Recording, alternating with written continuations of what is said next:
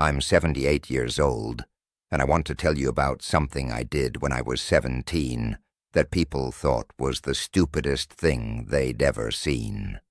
They laughed at me. They called me names. They said I was wasting my time on a fool's project that would never amount to anything. And then, one freezing February night, those same people came knocking on my door, begging for help. Stay with me, because this story taught me something about listening to your own mind that I've carried with me for over 60 years. It was 1962. I was 17 years old, living with my parents in a small town in Minnesota. If you've never experienced a Minnesota winter, let me tell you something. It's not like winter in other places. It's not pretty snowflakes and hot cocoa by the fireplace. It's brutal. It's dangerous. It's the kind of cold that can kill you in 20 minutes if you're not prepared. I had seen what those winters could do. I had seen families lose power for days, pipes frozen solid, people huddled together in houses that couldn't hold heat, praying the storm would pass before the cold got them. Something about that scared me in a way I couldn't shake. I would lie awake at night sometimes, listening to the wind howl outside my window, thinking about what would happen if a storm came that was worse than anything we'd seen before. What would happen if the power went out and didn't come back? What would happen if our house, with its thin walls and old furnace, couldn't keep us warm? I know it sounds paranoid for a 17-year-old to think about these things, but I couldn't help it. The fear was there, and I had to do something about it. There was a small hill in the woods about a quarter mile from our house.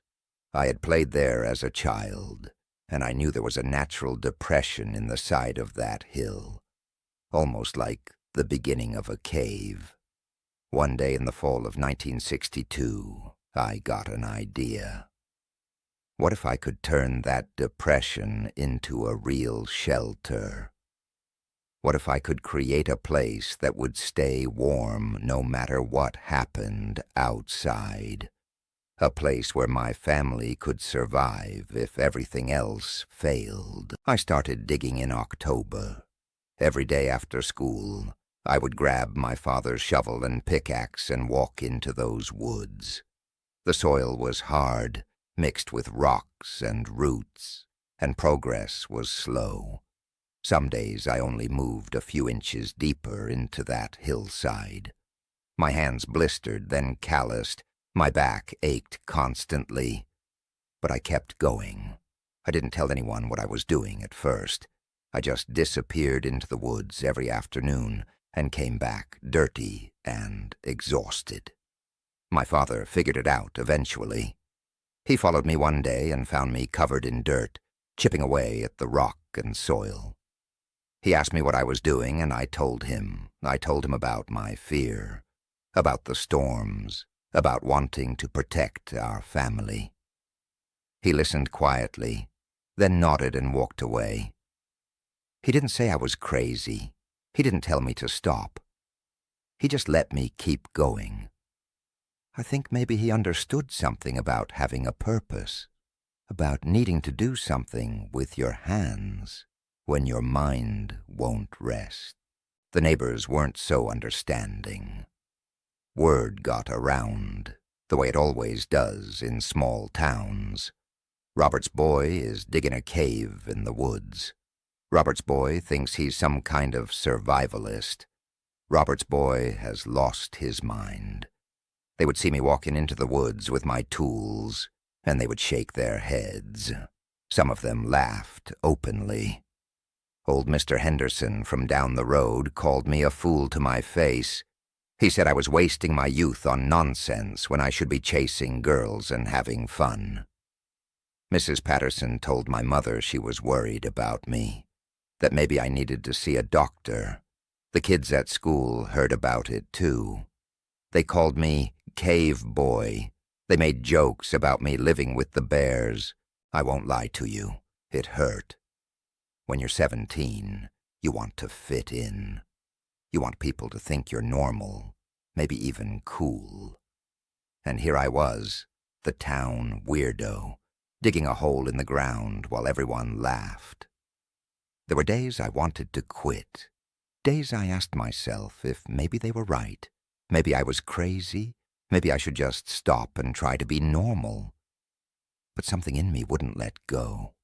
Something told me to keep digging. By December, I had carved out a space about 10 feet deep into the hillside, 8 feet wide and 6 feet tall. Big enough for several people to sit or lie down comfortably. But a hole in the ground isn't a shelter. A hole in the ground is just a cold, damp grave. I needed to make it livable. First, I worked on the walls. I collected flat stones from a creek nearby and lined the walls with them, creating a barrier between the bare earth and the interior space. Behind the stones, I packed dried leaves and grass for insulation. It wasn't perfect, but it helped keep the moisture out and the warmth in. The floor was next. I laid down wooden planks that I salvaged from an old barn that was being torn down. On top of the planks, I put layers of straw and old blankets. It created a surface that was dry and surprisingly warm to sit on, insulated from the frozen ground below. The entrance was the trickiest part. I needed a door that would keep the cold out, but still allow people to get in and out. I built a wooden frame and covered it with layers of canvas and old quilts. It wasn't pretty, but it sealed tight.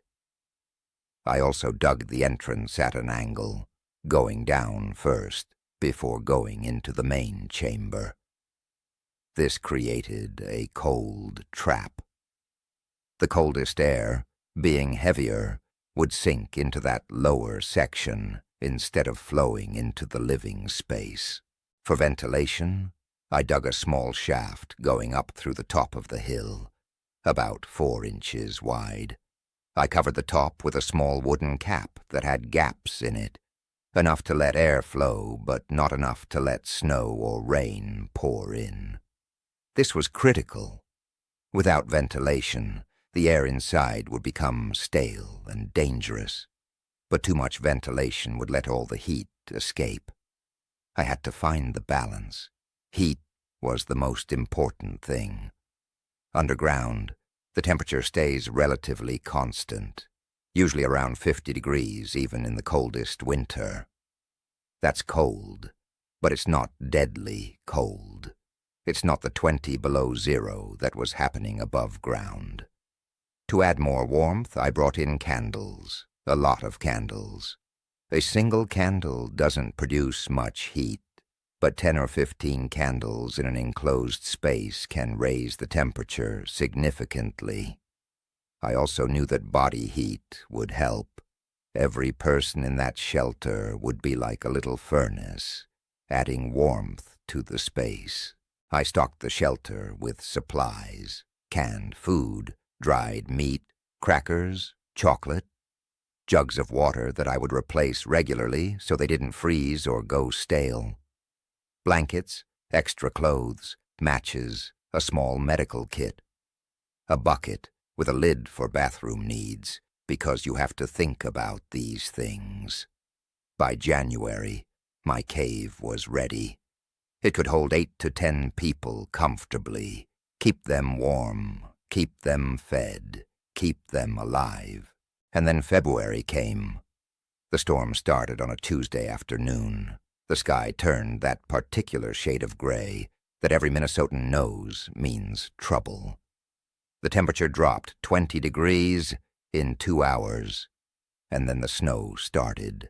Not gentle snowflakes, horizontal sheets of white, driven by wind that screamed like something alive. By nightfall, you couldn't see your hand in front of your face. The power went out around 8 o'clock, and it didn't come back. The first night wasn't so bad. People had wood stoves, backup heaters, plenty of blankets. But the storm didn't stop. It kept going through Wednesday, through Thursday. By Friday morning, the temperature inside most houses had dropped below freezing. Pipes were bursting. People were burning furniture to stay warm. And still the storm raged on. Friday afternoon, there was a knock on our door. It was Mr. Henderson, the same man who had called me a fool. He was shaking, his lips blue, his eyes desperate. His heating oil had run out. His house was below freezing. He had his wife with him, and 2 grandchildren who were visiting. He had heard about my cave. He was asking if it was real. He was asking if I could help. I didn't hesitate. I didn't remind him of the things he had said. I just told him to follow me. We gathered more people along the way. The Pattersons, whose furnace had died, the Kowalski family from down the road with their 3 young children, old Mrs. Chen, who lived alone and was nearly hypothermic when we found her. By the time we reached the shelter, there were 14 of us, more than I had planned for, but we made it work.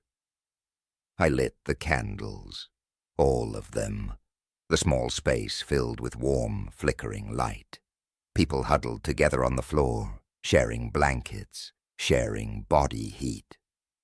The children were scared at first, but soon they calmed down. It was warm in that cave. It was 55, maybe 60 degrees, while the wind howled above us and the world froze solid. We ate crackers and canned beans. We told stories to pass the time. We slept in shifts, bodies pressed together for warmth. We stayed in that shelter for 3 days. 3 days underground while the blizzard of 1962 did its worst. When we finally emerged on Monday morning, the world was buried under 4 feet of snow. Trees had fallen, roofs had collapsed. But everyone in that cave was alive. Every single person. I'll never forget the way Mr. Henderson looked at me when we came out. He didn't say much. He just put his hand on my shoulder and squeezed. There were tears in his eyes.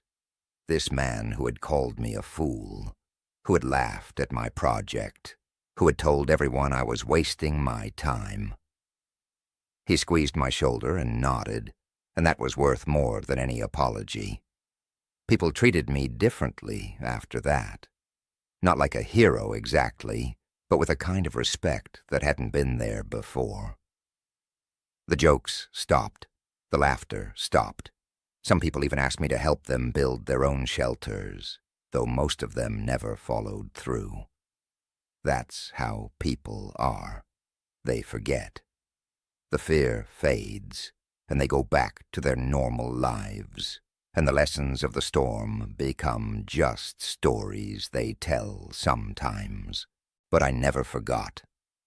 I learned something in those woods when I was 17 that has guided me ever since. When you feel something strongly, when your gut tells you to do something, even though everyone around you thinks you're crazy, listen to that voice. The crowd is not always right. In fact, the crowd is often wrong. They laughed at me because they couldn't imagine the storm that was coming.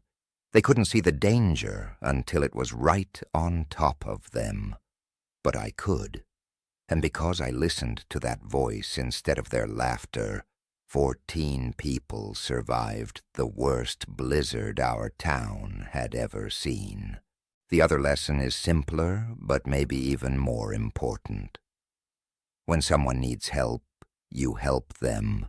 It doesn't matter if they were kind to you. It doesn't matter if they mocked you or doubted you or called you names. When they're standing at your door, freezing and scared, you don't throw their words back in their face. You take them to safety. You share what you have. Because that's what it means to be a decent human being. Revenge is easy. Grace is hard, but grace is what separates us from animals. I'm 78 years old now. That cave is long gone, collapsed sometime in the 1980s after decades of erosion. But I can still close my eyes and feel what it was like to sit in that warm space while the wind screamed outside. I can still see the faces of those 14 people, huddled together, alive because a 17-year-old boy trusted his instincts over the opinions of others. If there's something you feel called to do, something that won't leave you alone, something that nags at you, even when everyone says it's foolish, do it anyway. You might be wrong, but you might be right in ways that nobody else can see yet, and you might save lives, maybe even your own.